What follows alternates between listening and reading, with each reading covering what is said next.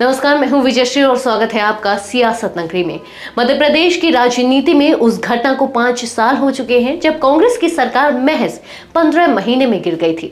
अब पूर्व मुख्यमंत्री और राज्यसभा सांसद दिग्विजय सिंह ने उस पूरी कहानी पर बड़ा खुलासा किया है। एक इंटरव्यू में दिग्विजय सिंह ने साफ कहा कि कांग्रेस सरकार इसलिए गिरी क्योंकि जिन पर हमें पूरा भरोसा था वही हमें धोखा दे गए।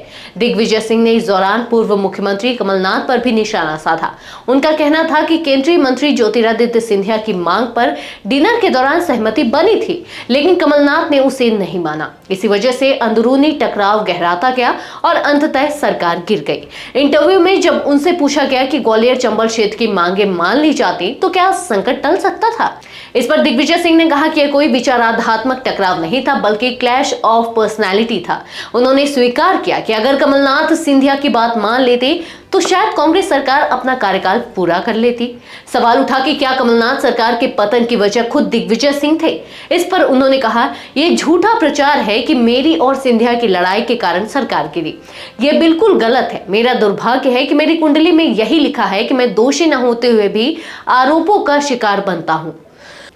गौरतलब है कि 2018 के विधानसभा चुनाव में कांग्रेस ने 15 साल बाद सत्ता में वापसी की थी और कमलनाथ को मुख्यमंत्री बनाया गया था, लेकिन उस समय से ही ज्योतिरादित्य सिंधिया खेमे की नाराजगी की खबरें लगातार सामने आती रही। मार्च 2020 में सिंधिया ने बगावती रुख अपनाते हुए बीजेपी का दामन थाम लिया और अपने साथ कई विधायक भी ले गए। इससे कांग्रेस सरकार बहुमत खो बैठी और गिर गई। दिग्विजय सिंह के इस नए बयान ने एक बार फिर मध्य प्रदेश की राजनीति में हलचल पैदा कर दी है। उनका खुलासा साफ करता है कि यह पूरा घटनाक्रम किसी वैचारिक मतभेद का परिणाम नहीं था, बल्कि सत्ता संतुलन और व्यक्तित्व संघर्ष की जंग थी। सवाल अब यह है कि कांग्रेस इस पुराने घाव से कब तक उबर पाएगी और क्या यह विवाद आने वाले चुनावों में भी गूंजेगा।